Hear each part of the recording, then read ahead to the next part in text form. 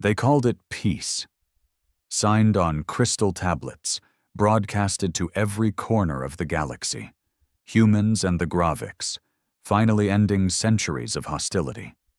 The media painted it like the birth of a new era. But I never bought it. Not for a second. You don't shake hands with a species that once used your children as war trophies. I was on the front line during the siege of Virelium. I saw the way Gravik death hounds tore through civilian colonies, how their bioweapons dissolved bone before skin. I watched men scream without vocal cords as their bodies crumbled from the inside. And when the treaty came, they expected us to forget. They called it the Unity Accord. Sounded poetic. But to those of us who buried too many brothers and too many good friends, it was just a long pause before the next war. And we were right. 3 months ago, the Graviks attacked human outpost Fort Lenkar. No warning, no negotiation, just vaporized it. 2,000 souls gone in under 6 minutes. Among the dead? My son, he was 17, a comms tech, never held a rifle in his life. The Alliance, as usual, issued formal condemnations. Words, more words. Hollow, spineless, pitiful words. But this time, they sent me. My name is Dorian Harlan, Human Diplomatic Executor. In simpler terms, the last face you see before Earth decides you're not worth talking to anymore. I don't do peace treaties. I end them. The Graviks summoned me to their high chamber on Vurkes Prime. Their royal city, sharp towers like jagged spears piercing their sulfuric skies. The air always smelled of burning metal, even with filters. I landed with 2 guards, unarmed by protocol. Didn't matter. I didn't come here to start a war. I came to finish what they started. Their High Warden, Ixthral, met me on the ceremonial bridge. 8 feet of muscle wrapped in organic armor that squirmed slightly as he breathed, eyes black as voids. He sneered with all 10 of his mouth tendrils. You bring more threats, human? Or just your fragile pride? I didn't flinch. I bring final terms. His snarl deepened. The guards at his side gripped their plasma staves tighter. I could feel the tension in the air shift like a storm was about to break. We agreed, he hissed. We already gave peace. You took it back, I said coldly, when you erased Fort Lenkar. He waved a claw. A misunderstanding. A rogue fleet. It is regrettable. That word, regrettable, the same word they used after the Zarnel massacre, after the Corran flood, after Virelium. I reached into my coat and pulled out the crystal data scroll.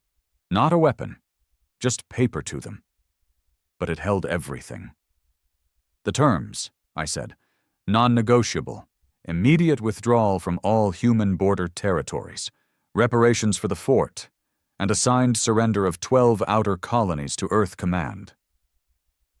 Laughter echoed across the bridge, raspy, guttural alien mockery. Ixthral leaned in. You come here without weapons, with impossible demands and expect obedience? I locked eyes with him. No, I expect extinction. For a second, silence. Then my wrist implant buzzed. Right on time. Every orbital cannon Earth had pointed at Vurkes Prime was now fully armed and locked. No delays, no warnings. One command from me and this planet would be ash. I lifted my wrist slowly. Let him see the glow. I'm not a diplomat, I said. Not anymore. I'm what comes after diplomacy dies. Ixthral's smirk faded. And for the first time since the war began, a Gravik looked afraid. The air thickened around us as the Gravik High Warden stared at my wrist. That little implant, no bigger than a coin, glowed with Earth Command's authorization code, red for armed, blinking for decision ready. His eyes, like obsidian pools, scanned me up and down. I could feel the weight of every Gravik soldier posted on those walls behind him, 10, 20, maybe more hidden in shadows. They were ready to kill me, probably eager to. But for the first time in centuries, they didn't move. because suddenly, the human standing before them wasn't just a man. I was judgment. I was the loaded gun humanity had spent generations building, and I was here to settle the final score. "You won't do it," Ixthral said. His voice was quieter now, lower, still full of venom, but touched with just a drop of uncertainty. That's how it always starts. I stepped closer. "You think we won't sacrifice one diplomat to send a message?" I asked.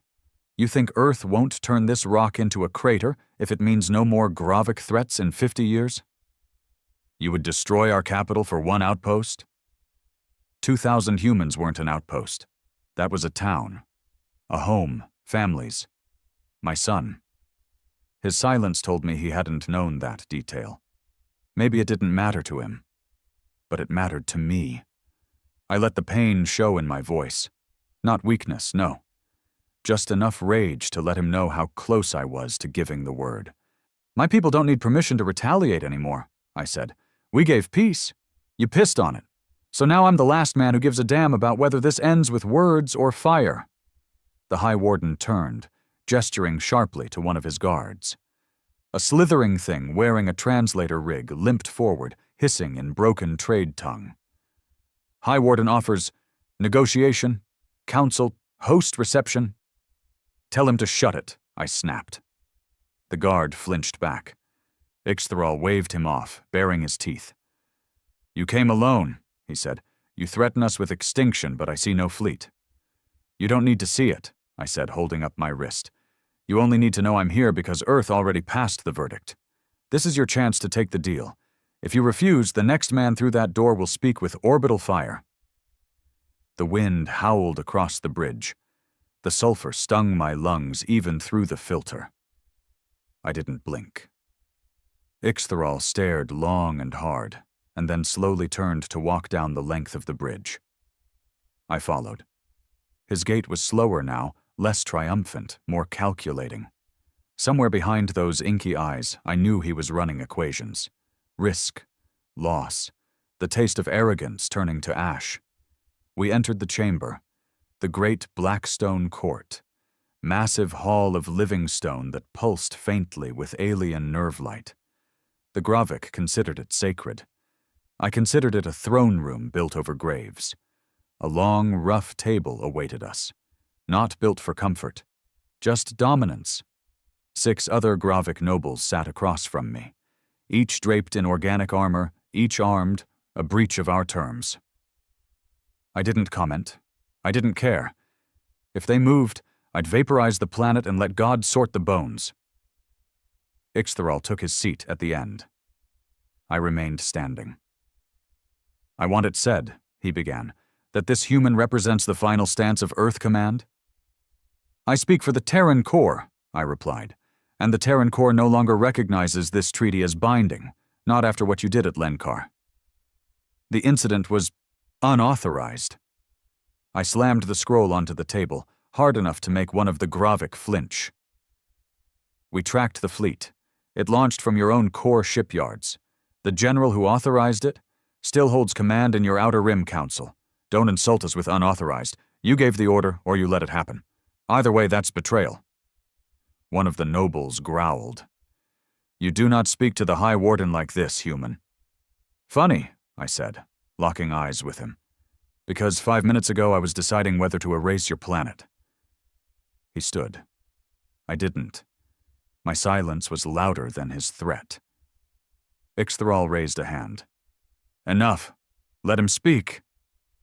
The noble sat, but not before glaring daggers at me. "Good. Let him hate me. Better than underestimating me." I unrolled the scroll and slid it forward. "Terms. Final ones. No appeals, no committees. You either accept or we hit your colonies next." He skimmed the document, his eyes flicking line to line. "You demand 12 worlds," he said. "Reparations. Compensation for the broken treaty. You demand the dissolution of the Gravik expansion fleet. Because you broke the treaty with military force. No more warships means no more excuses. You want an open human base within our borders. To ensure compliance, A non-negotiable checkpoint. We're done trusting promises. Ixthral leaned back. His claws tapped the table slowly, deliberately. "You're not offering peace," he said. "You're dictating surrender." I nodded. "Exactly." He stood. "Then I refuse." I raised my wrist. The chamber gasped. All of them, even the guards. One motion away from annihilation. I could see it in their alien expressions. The sudden fear of knowing they weren't in control anymore. That for once, the weak species they mocked had grown teeth. "I'm not bluffing," I said. "If I die in this room, your cities die with me. That's not drama, that's physics." One of the nobles muttered, "Cowards hide behind bombs." "Tell that to the ashes of Lenkar." Ixthral was quiet now. His arrogance had cracked. Maybe it was the death toll from our last retaliation. The melting of half his border fleet in retaliation strikes. Maybe it was the knowledge that Earth had played nice for too long. "I could order your execution?" he said slowly. "You could. But by the time my body hits the floor, my ship transmits the fire code. Your son will be the last thing you see." He stared hard at me. "Why do you come alone, knowing this?" "Because I wanted to look you in the eye," I said, voice hard. "I wanted you to know this isn't a fleet command. It's personal. You killed my son. You took him in his sleep. So now I'm here to collect the debt." For once, the room was silent. Even the arrogant one didn't speak. I let that silence hang. Let them feel it. Let them sit in the space between civilization and annihilation. Ixthral finally reached down, picked up the scroll again. "You leave us no choice." "There was always a choice," I said. "You just made the wrong one." He turned to the other nobles. They nodded. Slowly, grudgingly, but they nodded. They knew. This wasn't war. This was survival. He raised his claw and pressed it to the bottom of the scroll. A deep burn etched into the crystal, a Gravik signature. "Then we accept," he growled. I nodded once. "Good." I turned to leave. But before I did, I stopped at the chamber door. "One more thing," I said without looking back. "The general who authorized Lenkar. Turn him over." Silence. Ixthral didn't move. "If you don't," I added, "the fire code stays armed." There was a beat. Then Ixthral spoke, low and bitter. "He will be delivered to you." I walked out without another word. As I stepped back onto the landing pad, my guards rushed to meet me. "Sir, you were in there for—" "We got it," I said. "They signed." "Do we stand down the cannons?" I paused, then looked to the sky, that rust-red sky they called holy. "No," I said. "Keep them armed. I want them to remember what mercy costs." The shuttle door closed behind me. I didn't look back. The shuttle broke atmosphere without resistance. No Gravik patrols, no intercept signals, not even the usual shadowing cruiser from their home fleet. They were too busy licking their wounds and replaying what had just happened in that chamber. That's the thing with monsters. When you scare them bad enough, they stop growling. But my hands didn't stop shaking. I sat stiff in my seat, my jaw clenched hard enough to ache. The pressure from the cabin rising wasn't what made me sweat. It was the silence in my head. The same silence that crept in ever since Lenkar.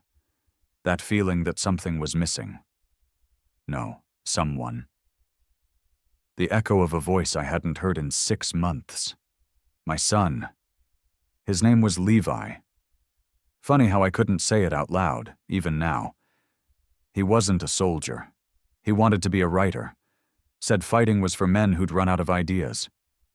I used to argue with him about that, back when I still believed wars could be avoided if people just talked loud enough. That was before I saw a peaceful town reduced to carbon mist because some alien general wanted to flex muscle.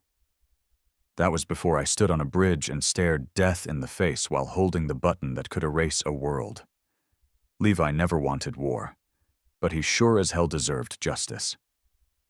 And now that I had it, or at least a signature promising it, I didn't feel satisfied.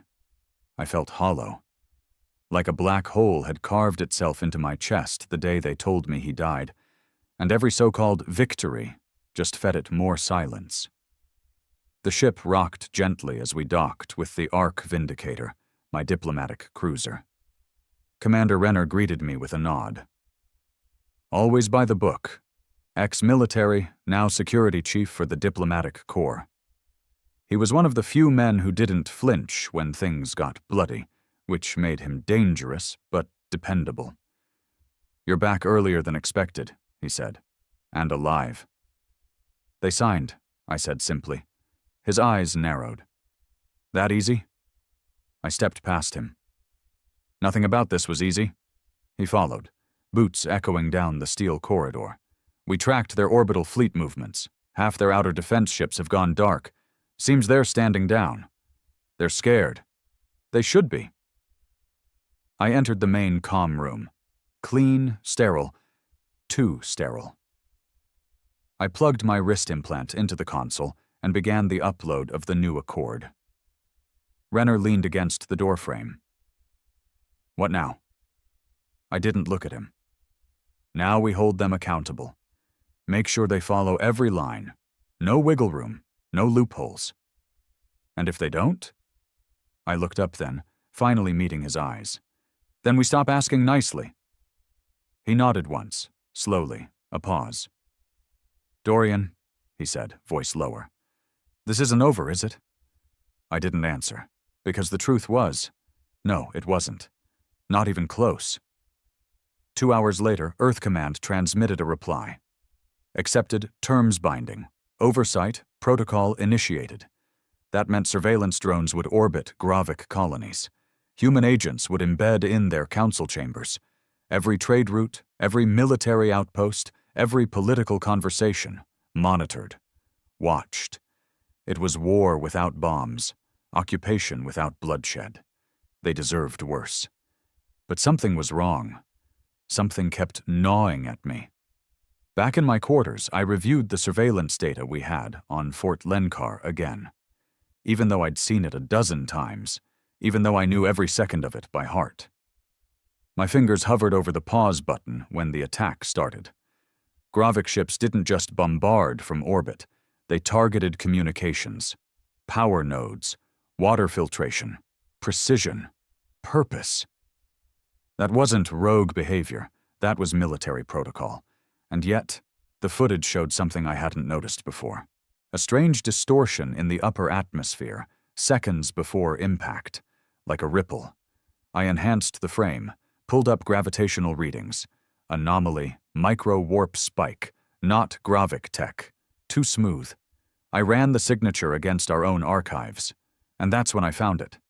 The energy trace matched a human stealth array, one only used by Black Ops recon units, the kind that weren't supposed to exist anymore. I sat back, breath catching in my throat. What the hell is this? Had we known the attack was coming? No way. We wouldn't let 2,000 people die for political leverage. We wouldn't sacrifice a civilian outpost just to get leverage for total control of the treaty. Would we? The thought made my stomach twist. Just then, a ping. Encrypted transmission, level 9 access only, personal. I opened it. No sender listed. Just a simple message. You got what you came for. Now stop digging. The console went black. All logs erased. Access denied. I stood up so fast the chair toppled. They knew I saw it, whoever they were. I hit the emergency line to Earth Command. Nothing. Firewall. I tried Commander Renner's communication, scrambled. Someone was cutting me off, shutting me down. This wasn't just diplomacy anymore. It was a cover-up. I stormed into the bridge. Renner, lock external comms. Full security lockdown. No one leaves this ship. He blinked. What's going on? We're being silenced. Someone inside Earth Command is hiding the truth about Lenkar. He looked confused, then cautious. You sure? I saw it. The attack wasn't just Gravik. Someone else was there. Someone human. And now they're trying to bury it. He nodded slowly. Okay, I trust you. What now? We isolate. We get proof. And if we can't trust command, we take it to the Terran public. His face changed then, just slightly, but enough. A flicker of regret? I stepped back. Renner! He didn't move. You son of a... I reached for my sidearm, but he moved first. A stun around hit my chest. Pain. Nerve shock. I dropped hard, twitching as the world tilted sideways. Through the haze, I saw him kneel beside me. I didn't want it this way, Dorian, he said quietly. But you were never meant to see that file. You knew. He nodded. We let Lenkar fall. The High Council wanted full control of the treaty. They needed a moral outrage, and you... He looked at me like I was something pitiful. You were perfect, grieving father, loyal patriot, uncompromising. They knew you'd play your part with conviction. My jaw locked. Rage surged through me, but I couldn't move. My muscles weren't mine anymore. They gave you the title Diplomatic Executor to make you feel powerful, but you were always just the hammer. You were the last tool in their box. And now that you've done your job... He stood. They don't need you anymore. Darkness crawled in from the edges of my vision. I heard him issue orders. Medical bay. Restrain him. No outside contact. Tell the crew it's a nervous collapse. And prep a course back to Seoul. Then nothing. Just silence again. Not even my son's voice this time. Only betrayal. Pain came back first. A slow-burning fire at the base of my skull. Like someone had driven a nail between my vertebrae and left it there, pulsing with every heartbeat. Then came the cold. The kind that creeps up your spine when the air's too recycled, and the silence is too perfect. A silence designed to dull thought, to numb reaction. I opened my eyes. Metal ceiling. Blank. No lights, just a faint glow panel hidden in the seams. The hum of ship systems was gone. Even the subtle gravity shift. Absent. I was in isolation. I tried moving, but my wrists were magnet-locked to the reclined medical bed. My ankles, too. No monitors hooked into me, no diagnostics. That meant one thing. They weren't treating me, just holding me. Prisoner. Renner. That bastard. I kept seeing his face, calm, unreadable, like this was just another routine lockdown. He knew, all along. He knew Levi was bait, that Fort Lenkar was a pawn. And I was the fool they sharpened into a weapon and then aimed. I tugged once, hard, against the restraints. Nothing. Solid magnet clamps, old military style, non-lethal but impossible to break without authorization. I looked around. Single room. Smooth walls, no seams, just one reinforced door with a retinal scanner. No windows, no interfaces. They wanted me quiet, controlled, erased. My throat burned when I tried to speak. I swallowed.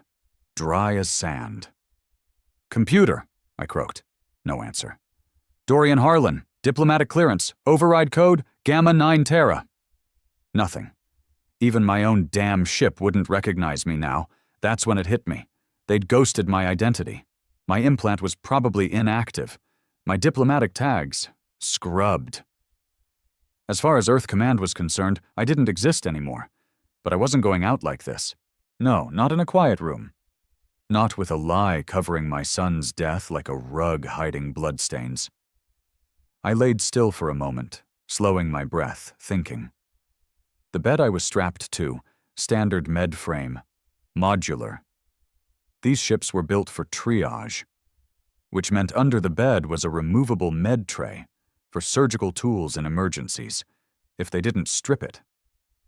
I exhaled slowly and strained my fingers downward. Just barely. There. I felt a groove. Plastic. I shoved my hand as far down as the wrist lock would allow and pried it loose. Took minutes. Sweat gathered at my temple. My arm burned from the angle. Then, finally, click. A flat tool, scalpel, old model, foldable, Probably missed in inventory. Thank you, sloppy med tech. I flipped it open with trembling fingers, held it backward, and began slicing toward the bed seam that housed the magnetic lock on my right wrist. A few years back, I'd been briefed on these restraint models. They responded to pulse conductivity, interfere with the connection, and the magnetic signature fails. The scalpel might just be enough. Sparks flickered once. Then the clamp hissed open. Left hand next. Harder. Angled wrong. But adrenaline is a hell of a thing when you're trying to escape the grave someone else buried you in. 15 minutes later, I was free. Arms shaking, ankles raw from the tension, but I stood, wobbled, breathed, focused. I opened the wall cabinet. Empty. No clothes, no weapons. I was still in my thermal med gown, flimsy and cold. But I wasn't staying in it long. I approached the door. No keypad, just a scanner. I stepped close. It beeped red. Denied. Then I grinned. Renner forgot one thing. I wasn't just a diplomat.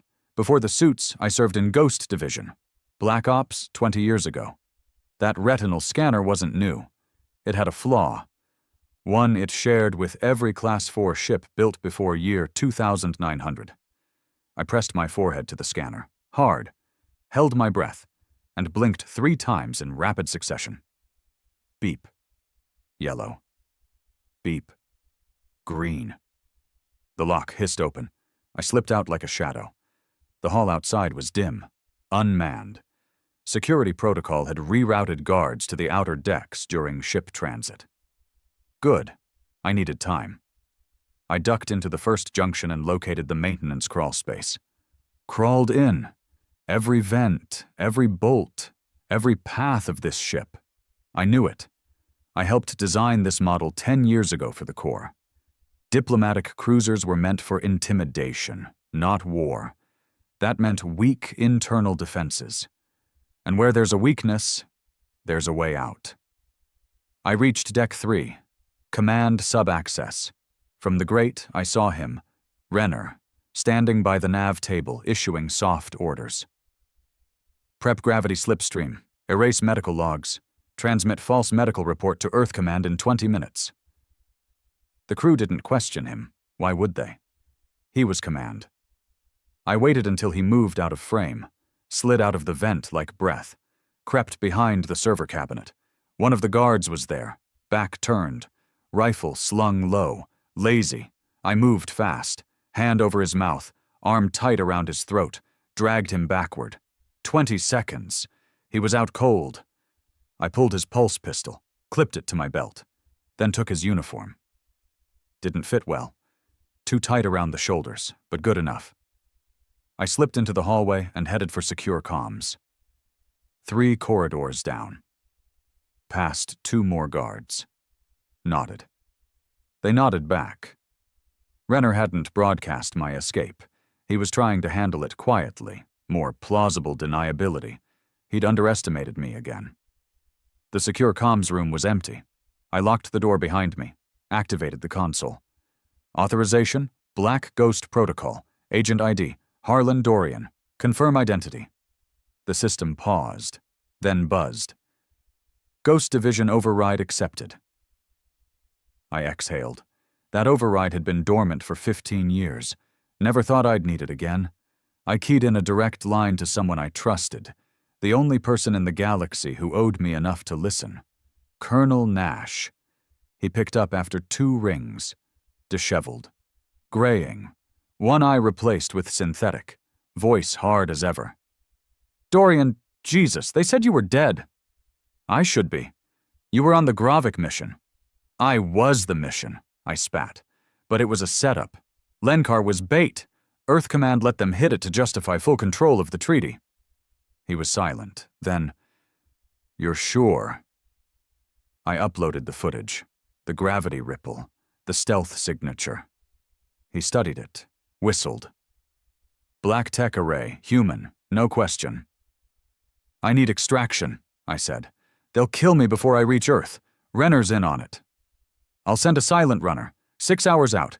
Get to the starboard pod bay. Don't trust anyone. The line cut. I stood there, pulse hammering. Then the door beeped. Override from the bridge. My time was up. I sprinted through the corridors, ducking through the side shafts. Red alarms started to flare. Unauthorized personnel alert. My face would be everywhere now, but I moved like I used to. A ghost. By the time Renner's men found the comm room, I was already gone, and the only thing left was a burned data chip and a message scrawled into the wall. You used me. Now I use you.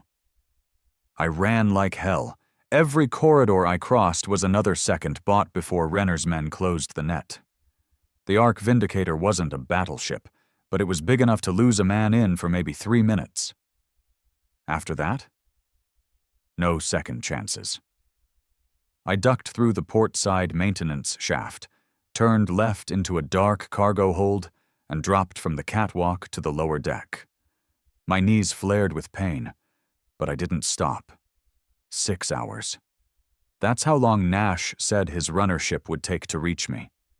6 hours might as well have been 6 years. Renner would have every inch of this cruiser locked down in 20 minutes, maybe less. I needed to disappear, not just from view, but from the system. I reached the starboard pod bay. 4 emergency evac pods sat in their cradles, untouched, lights blinking green. I slid behind a service terminal, accessed the core, and began rewriting the pod's destination parameters. Couldn't let them trace me to the runner Nash sent. Had to fake a misfire, a pod lost in deep drift. I set the course for a nearby dead zone, asteroid sector 9B, where even scanners choked on magnetic interference. It was a suicide path, or it would look like one. Then I triggered a silent override, popped the pod's outer hatch, and slipped inside. The seal hissed. I hit launch. Within seconds, the pod blasted from the cruiser's belly like a bullet into black space. Alarms probably sounded the second I launched. Didn't matter. They'd think I was panicking, making a run without support. They'd underestimate again. Good. Let them think I was desperate. Let them think I was running scared. I wasn't running. I was baiting. The pod tumbled through space in silence. No propulsion, just momentum. My oxygen was limited, temperature barely stable. But I'd been through worse in the early Ghost Division days. Week-long blackouts in cryopods, buried under lunar dust, just to sneak past enemy radar. I sat back, listening to my own breath. Every inhale felt heavier now, the weight of truth pressing down. My government, my command, had orchestrated the murder of 2,000 humans. My son. All so they could write their own rules into a treaty. Not a diplomatic negotiation, a hostile takeover dressed in formal language. And I was the puppet they paraded in front of the Gravics to seal the con. They never intended to keep the treaty. They wanted to own it. Own the Gravics. Own every race they signed peace with. Turn diplomacy into domination. The kind that didn't need fleets or bombs. Just quiet deals, forced surrender, and men like me selling it with righteous rage. I laughed, bitter, cracked. They chose me because they knew I'd feel it, that I'd grieve loud enough, punch hard enough, demand vengeance deep enough, that my pain would look real. Because it was real, and that's what made me dangerous now. The pod beeped. Incoming signal. Unregistered. Approaching you from 30 kilometers, Dorian. Engage beacon. Nash's voice. No ceremony. I flipped the manual beacon, hidden in a sub-panel. A faint blue glow blinked through the pod's port side. A few minutes later, a sleek, matte black shape emerged from the darkness. The Revenant. Nash's personal skimmer. A legend among ghosts, no registration, no tail signature. Off the books and invisible. The docking latch clamped onto the pod with a soft hiss. I opened the hatch and pulled myself through. The interior was pure shadow. Stripped metal, red lights, and old scars on every panel. Nash stood near the pilot chair. No smile, just a nod. "You look like hell," he muttered. "Feel worse?" He handed me a thermal jacket. I pulled it on. "Crew?" "Just me," he said. "Didn't want chatter?" "Smart." We sat in silence for a moment. Then I turned to him. "You knew, didn't you?" Nash stared out the viewport. "Not the whole plan. Just whispers, rumors, Black Op Council projects, disinformation webs. When I saw your face on the treaty broadcast, I knew they were burning you." "They used my son." His jaw clenched. "I know." I leaned forward. "So tell me, who's behind it?" He didn't answer right away. Instead, he opened a compartment under the console and pulled out a chip. Project title was Pax Ultima. Officially, it doesn't exist, but the file lists 26 High Council names, most military, a few civilian, and one you're not going to like. He handed me the chip. The name that stood out burned brighter than the others. High Executor Marin Daller. My old mentor. My commanding officer. The one who pulled me from a crater on Taros 5 and handed me my first diplomatic badge. I swallowed bile. "He gave the order?" I asked, voice flat. "More than that," Nash said. "He built the plan. Lenkar was just the first phase. The next targets are still redacted, but I've seen enough to know what's coming." "What?" "Full-spectrum control of alien treaty systems. Not peace. Possession. Daller believes diplomacy failed humanity a century ago. He thinks war was never our weakness. Mercy was." My hands curled into fists. "This isn't just about Lenkar anymore," I said. "No," Nash agreed. "It's about what comes next, and how you're going to stop it." I looked at him. "You're sure I still can?" He smiled, tired. "You're the only one who can. You have the voice, the name, the reputation, the grief." He leaned closer. "They made you a symbol, Dorian. Now burn them with it." The next 5 hours were a blur. We scrubbed our data trail, blew the pod remotely, created a false biosignature. As far as Earth Command knew, I was floating in deep space, frozen and dead. Good. That bought me time. Nash and I made our way to a fringe colony. Keldor 3, an old mining world now abandoned by the Corps, but still home to smugglers, broken ex-soldiers, and men who knew how to disappear. We landed in the dead of night. Cold dust swirled in gusts around our boots. No lights, just the faint hum of life buried beneath ground level. The colony wasn't listed on any modern chart. The kind of place no bureaucrat dared touch, because it reminded them of how little control they actually had. We entered the old barracks, passing through broken steel doors and halls lit by battery lanterns. A man stepped from the shadows. Broad shoulders, face like a shattered map. One eye was cybernetic, the other full of old war rage. Bren Alric, former resistance captain, hadn't sworn allegiance to anyone since Earth Command glassed his homeworld in the Saturn Rebellion. He didn't speak right away, just looked me over. "You're supposed to be dead," he finally said.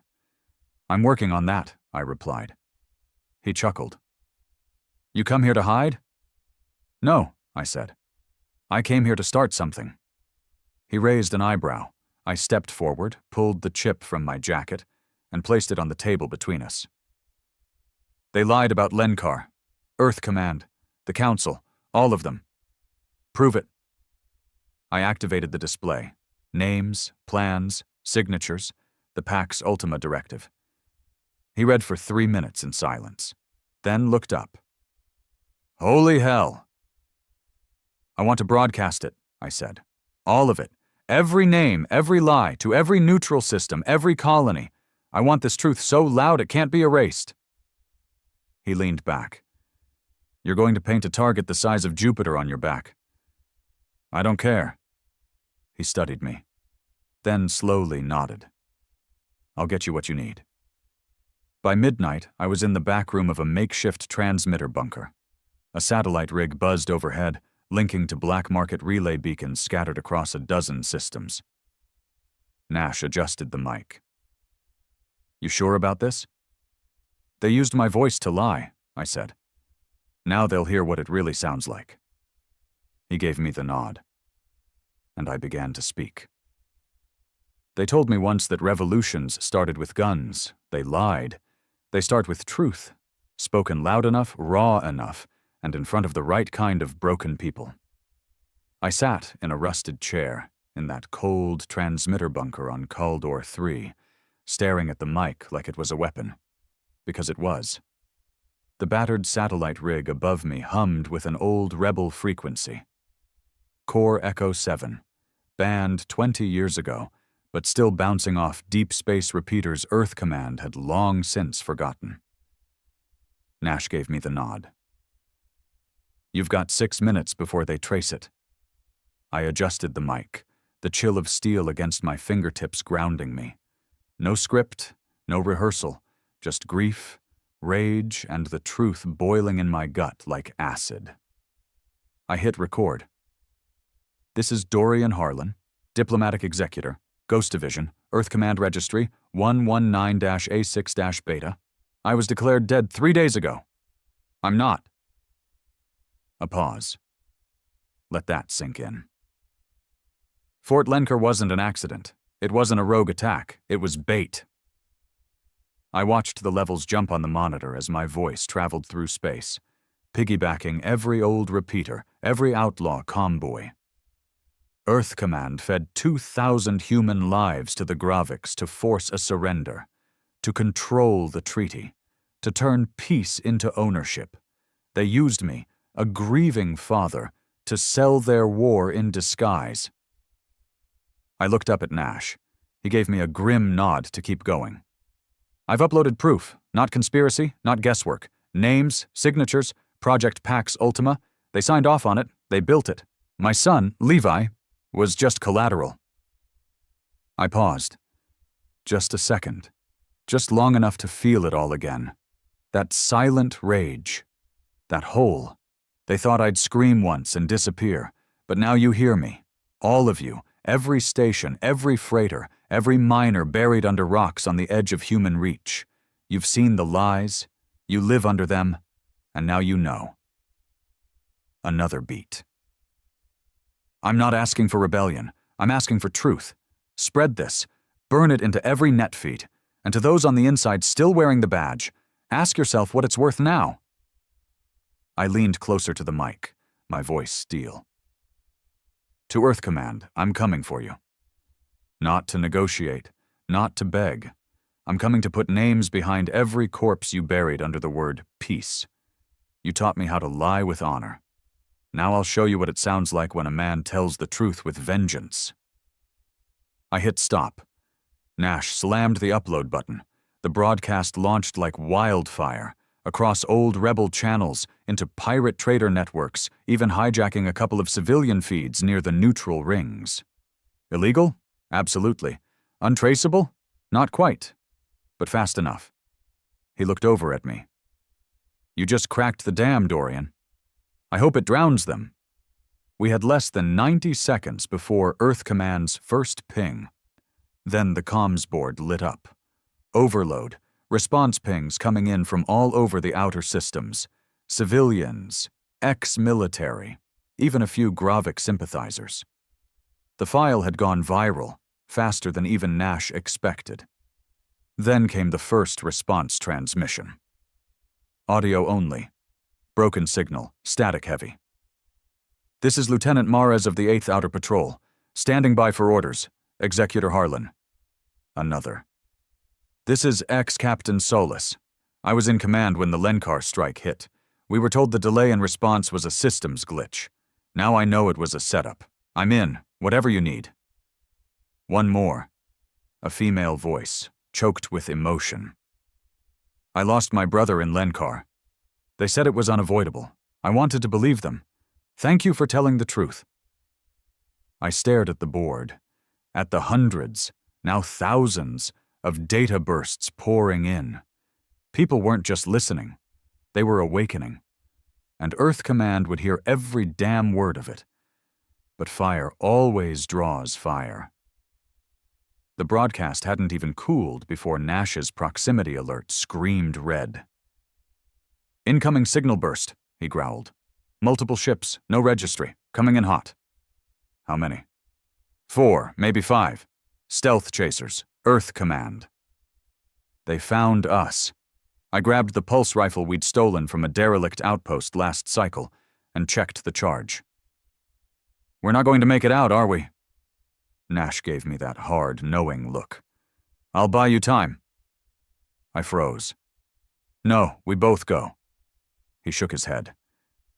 "They don't want me. They want you. I'm already off the books. You're the name, the firebrand. If you die here, that broadcast gets buried under 1,000 denials. I'm not leaving you." He smirked. "I taught you how to run, remember? Time to graduate." Outside, the ground trembled. Dropships were landing. He slammed a datapad into my chest.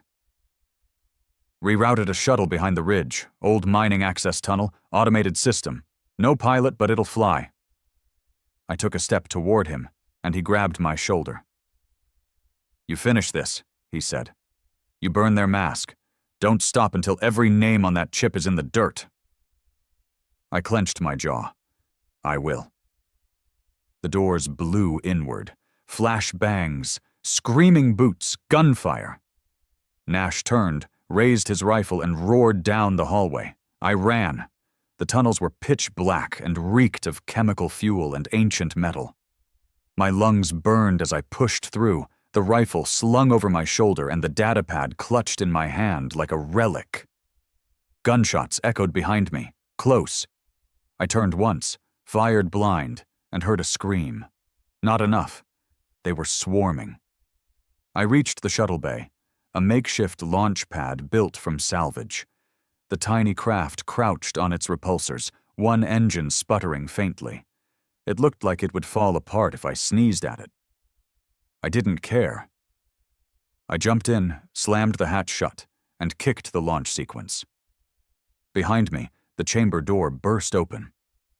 Muzzle flashes lit the air. A shot clipped the hull. Another burned through the rear stabilizer. But I was airborne before they could bring full fire. The shuttle climbed hard, rattling, whining, coughing black smoke. I gripped the controls with white knuckles, praying Nash's override held. The nav screen blinked red, then blue. Coordinates locked. Safe zone. Fossen Drift. An outlaw-controlled sector 5 jumps out. Dangerous, but too wild for Earth Command to pursue openly. I throttled up and punched through the upper atmosphere. Below, Caldor 3 burned. I didn't cry, not because I wasn't grieving, but because Nash didn't die for tears. He died for the truth. And now, truth had teeth. Over the next 12 hours, the galaxy bent sideways. The Terran core broadcast an emergency alert. Called me a rogue operative infected by alien sympathizers. Claimed the Lenkar broadcast was holographic forgery. Classic. But it didn't stick. Not this time. Too many people had already seen the file. Too many had lost someone at Lenkar. Too many remembered the promises Earth Command had broken before. Riots broke out in 2 core colonies. One Terran naval vessel, the Harrogate, mutinied mid-patrol. A Gravik colony council sent me a message. Now we understand. And we remember what real war feels like. I watched it all from the shadows, tracking, rerouting, staying ahead of their search grids. I became a ghost again. But this time, the whole galaxy could hear me. I was no longer a diplomat. I was no longer a father. I was no longer a soldier. I was the man who had nothing left to lose. And soon, I'd make sure Earth Command understood what that kind of man could really do. The Fossen Drift was the closest thing the galaxy had to a lawless graveyard with a pulse. No flags flew here. No empires claimed it. No treaties held sway. Just broken men, rusted ships, and shattered oaths drifting in a cloud of forgotten battles. Perfect place for a man like me. By the time I landed, I'd already changed appearance, shaved the beard, burnt the diplomatic seal from my jacket, and wiped my implant ID again. Didn't matter. Anyone looking for Dorian Harlan was chasing a ghost now, and ghosts didn't ask for permission. They took what they needed. I spent the first 3 days underground, tracking signals, relays, and whisper net chatter. The fallout from the Lenkar leak was bigger than I expected, bigger than anyone could control. 7 ships defected from the core fleet. 2 governors resigned or disappeared. A full rebellion sparked on Corin 5, led by a man who had been a janitor in the Lenkar colony. Said he lost his daughter in the strike. Now he carried a rifle and led 1,000 angry settlers through the streets. I didn't reach out, didn't recruit, didn't organize, I just watched. Because my war wasn't with the people. It was with the ones who ordered them around like meat on a board. I wanted the heads of Earth Command, and I wanted them to know why before I took everything from them. And that started with Marin Dallor. Dallor hadn't gone underground. He didn't need to. He thought he was untouchable. Still sat in his high-rise tower on the Earth orbital ring, sipping from crystal glasses and issuing counter-broadcasts with that same smug, dead-eyed calm he always wore like a mask. The official story? That I'd suffered a psychological breakdown after Lenkar. That my broadcast was an unstable delusion built on grief. They paraded fake intel, forged flight logs, even dragged out some paid doctor in a white coat to claim I'd been on suicide watch before my diplomatic mission. Lies so thick they'd drown a weaker man. But all they did was sharpen the blade. I knew Dallor. I knew how he thought. He'd already be prepping for Pax Ultima. Phase 2, turning the treaty's colonies into Earth-loyal economic zones, converting alien trust into Earth dominion. His version of peace was just slavery in a different uniform. He called it long stability. I called it murder in slow motion. So I planned. I tapped old contacts in the Fossen Drift, smugglers, mercs, ex-ghosts who owed me favors they thought they'd never have to repay. I called every debt, promised them one thing, freedom or fire. We assembled in silence, 3 small stealth craft, 6 men and women I could still trust, and one target. Earth Command's primary AI relay, Core Node 1, a satellite station in geosync above Earth's equatorial band. Minimal military presence, maximum data access. Crack that node, and I'd have every encrypted message Dallor had sent over the past decade. Orders, confirmations, kill lists, the proof I needed to finish him. We launched under cloak. The drift spat us out towards the Terran perimeter in less than 4 hours. Even now, they weren't expecting a hit. Not from me, not from anyone. Arrogance makes for sloppy defense. We breached the station's hull at 0200 standard, quiet, surgical. One of my team, Bell, tapped into the airlock override like it was child's play. We were inside before a single sensor blinked red. No alarms, no guards. Core Node 1 wasn't built for war, it was built for secrecy. I moved through those sterile halls like I belonged there. Part of me had once. I'd toured this station 5 years ago, shaking hands and smiling for propaganda vids. Peace through shared knowledge. That's what they called it. Now it was just the vault holding every skeleton Earth Command tried to bury. We reached the mainframe chamber. Massive, cold, lit only by the pulsing blue light of quantum cores stacked like steel spines against the far wall. Bell cracked the terminal. "I'm in," she said. "Pulling comm logs now." "Hurry," I said. "We've got 8 minutes before patrol sync." Then I heard it. A cough. I turned. Fast. An officer stood in the doorway, barely 20, eyes wide. Probably came down for routine logs. Wrong day. I crossed the room in 4 steps, hit him with the butt of my rifle before he could scream. He dropped, out cold. Bell kept working. Got it, she said. Pulling the deep archived council threads. Oh, damn. You were right. What? Daller's signature, direct comm approval on Lenkar, followed by confirmation of satellite scrubbing. She passed me the datapad. There it was. Confirmed strike, Fort Lenkar target, full civilian wipe, 93% population density rationale, strategic emotional leverage for PAX, Ultima initiation. Approved by Dalor status, operational success. I stared at it. The final nail. Bell uploaded the files to 4 separate burner relays, bounced them off black satellites, and set them to auto-burst if she didn't ping every 6 hours. Fail-safe. We were getting smarter. I nodded once. Let's move! But the escape was never going to be easy. As we reached the drop port, the alarm blared. Security breach in Deck 6. Unauthorized data retrieval. All personnel, lockdown protocol 7. They knew. We ran. Red lights flooded the corridor. Boots hit metal. Drone guards deployed, sleek and fast. I turned mid-sprint and fired. Downed one, clipped another. My team followed, bullets and plasma lighting the halls. 2 didn't make it. Jax got hit in the throat. Fell without a sound.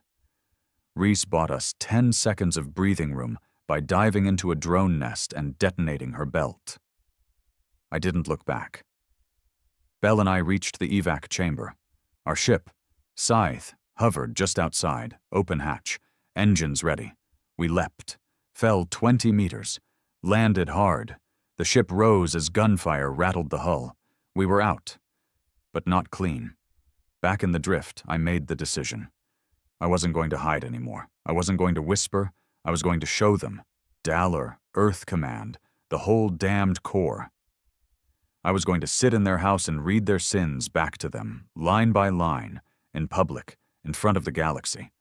So I hacked into the Corps public broadcast node, the one they used for press announcements and false peace speeches. I forced my way in using my own damn clearance, still hidden in one line of ghost code they'd missed. And then I went live. Video feed. My face. Scarred. Exhausted. Alive. This is Dorian Harlan. I now hold every encrypted file tied to Project Pax Ultima, including the signed death order for Fort Lenkar. The man who signed it sits in your highest council tower. Marin Dalor, the man who told you to trust peace, to trust them. I held up the datapad. This is his voice. This is his plan. This is your truth. I broadcasted every file, every name, every line of betrayal. It lasted 23 minutes, and by the time it ended, the Terran core was burning. The Terran core cracked faster than anyone expected. By the end of the first day after my live transmission, 15 planetary governors demanded hearings. 3 council members fled off-world. 2 committed suicide, one of them while on a public feed.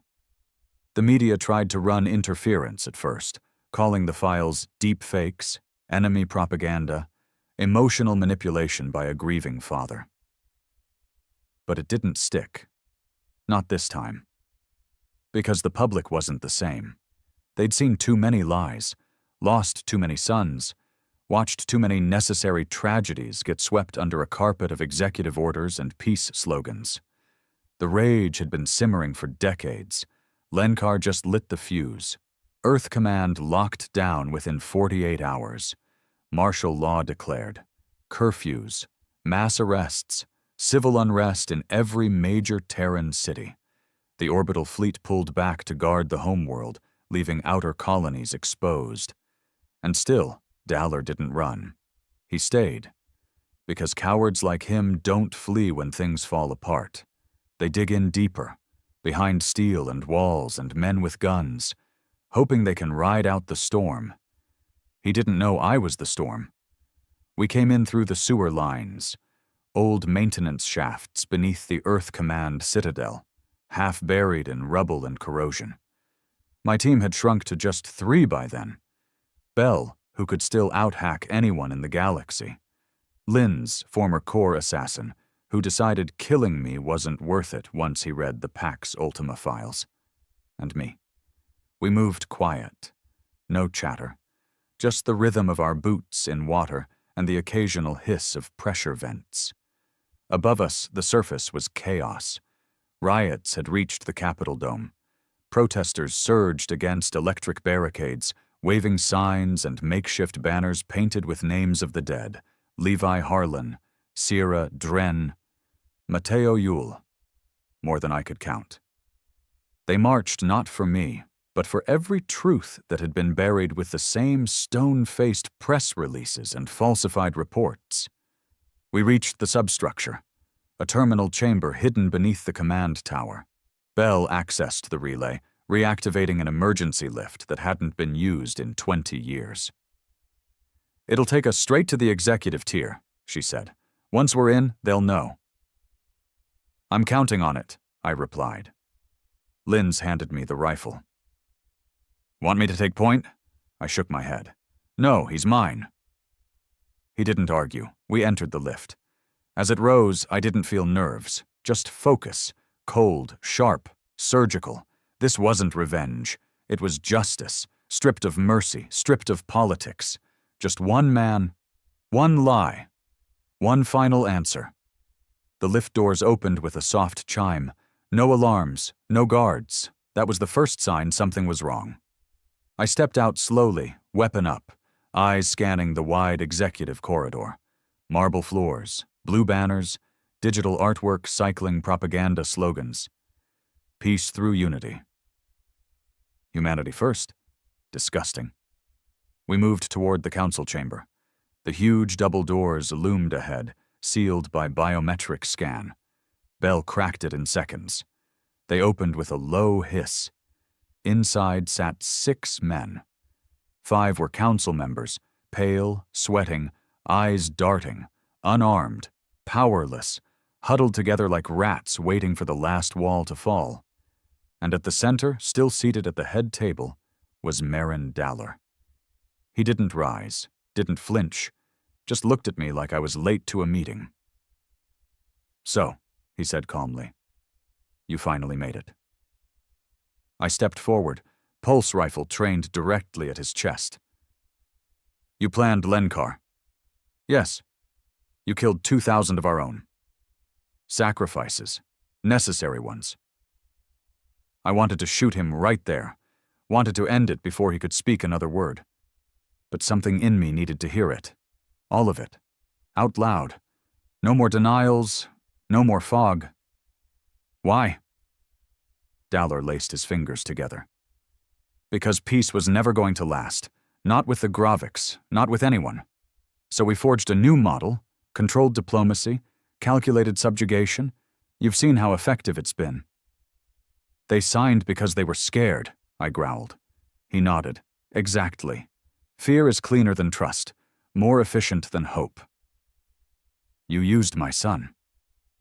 Daller looked up at me. His face was stone. "I used you," he said. "Your grief, your anger, your name. We needed a symbol, a man with a spine, a face people would follow. The betrayal had to look real." I shook my head. "You're insane." "No, I'm the architect of peace," he said. "You're just the weapon." I stared at him. The man I once called mentor, the man who had given me medals, speeches, handshakes, all while arranging death beneath the surface. I lowered the rifle. He smiled, thinking it meant something. And then I drew the sidearm from my belt and shot him in the kneecap. He screamed and dropped like a stone. Bell flinched. Lynn's didn't move. Daller writhed on the floor, blood spilling onto the polished white tiles. I walked over, knelt beside him. "You made one mistake," I said, voice low. "You thought grief made me blind." His teeth clenched in pain. "But grief makes you see everything," I continued. "It makes you remember every name, every voice, every lie, and it doesn't fade, it grows, it consumes, until the only thing left is what I am now. He tried to speak. A curse, maybe. I cut him off with another shot, this time to his shoulder. The other councilman begged, pleaded, offered information, deals, clemency. I ignored them. I turned to Bell. Transmit the chamber feed. Full spectrum, no filters. She nodded. Seconds later, every screen, every comm device across the Terran system showed the image of Marin Dalor, bleeding on the floor, stripped of power, exposed to the galaxy. I stood over him. This is the face of control, I said to the camera. This is the man who murdered our people and called it peace. I raised the pistol again. He's not the only one. I pulled the trigger. The feed cut out. It didn't end there. Earth Command fractured. Some units rebelled, others disbanded. The core government collapsed within the month. Trials were held. Real trials. I gave evidence, spoke names. Every surviving Pax Ultima conspirator was dragged into the light and made to face what they did. Some died before the verdicts. Cowards, poison and gunshots. The rest? Sent to exile colonies, stripped of rank, titles, and pride. And me? I didn't rebuild. Didn't run for office. Didn't take the medals they tried to pin on me. I left Earth after the last trial, took a freighter to the edge of colonized space, and disappeared into the noise. Some say I live in the ash rings now, working on a salvage ship. Others claim I joined the Gravics as an ambassador, rebuilding the treaty the right way. They say I still carry the old rifle, still wear Levi's dog tag around my neck. They're right, but I don't want statues. I don't want gratitude. I want them to remember that when peace is built on lies, it takes a man with nothing left to burn it down, and I burned it all. For him, for the truth.